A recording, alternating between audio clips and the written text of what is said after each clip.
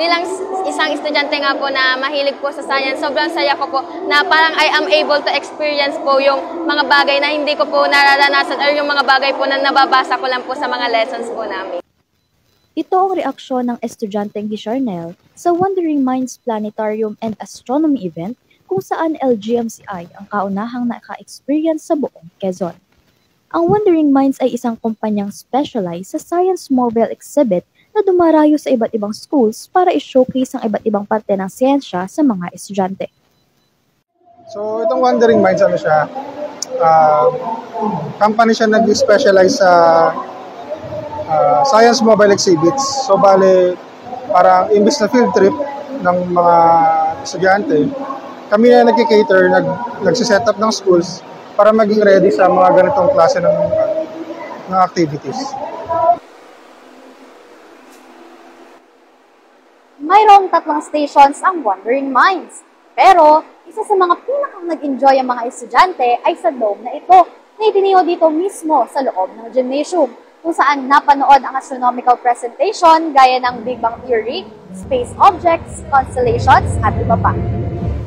Gamit ang 3D Space Dome projector, tila dadalhin sa outer space ang mga nanonood. Kaya naman hindi lang estudyante ang nag-enjoy, kundi pati na rin ang mga guro. Sa Station 2, tampok ang tungkol sa climate change, artificial intelligence, production of energy gamit ang solar panel, bicycle at iba pa. Habang sa Station 3 naman, tinalakay ang tungkol sa planet Mars. Ayon kasi sa research ng NASA, may posibilidad na materhan ang nasabing planeta.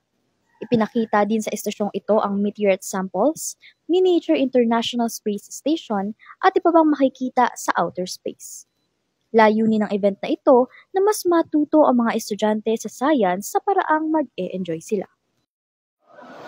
Ang purpose ng Wandering Minds is to reignite and spark the scientific curiosity among the students. Kasi nga, as I mentioned earlier, nasa dulo na, nasa fingertips na natin yung information, but we have to push the children and the youth to the right direction. Gusto natin maka-inspire pa sa kabataan na, hey, meron pa rin mundo na ganito.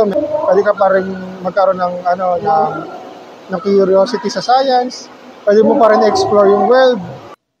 Andrea Pizarro para sa Lions Update.